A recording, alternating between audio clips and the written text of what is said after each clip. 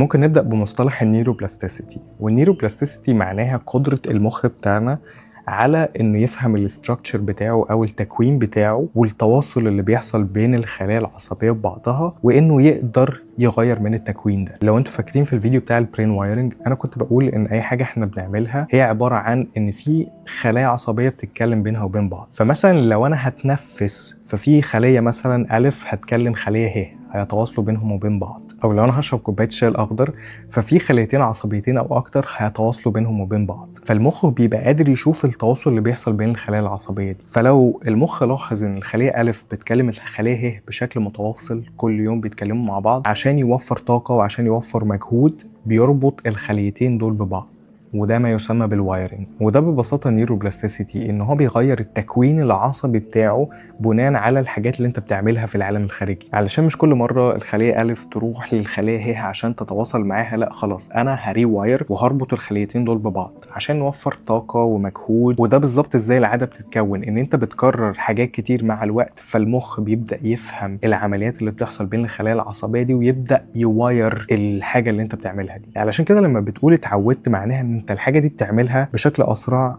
بمجهود اقل، بتركيز اقل. كلام جميل. طيب ليه بقى انا بحاول كل يوم ابني عادة القراية ورغم كده ان انا مش عارف ابني العادة دي؟ وعلى الصعيد الاخر انا بنيت بسرعة جدا عادة السكرولينج على السوشيال ميديا، لدرجة ان انا احيانا بمسك الموبايل مش عارف اسيب الموبايل. وهنا بيجي دور النيورو موديوليترز،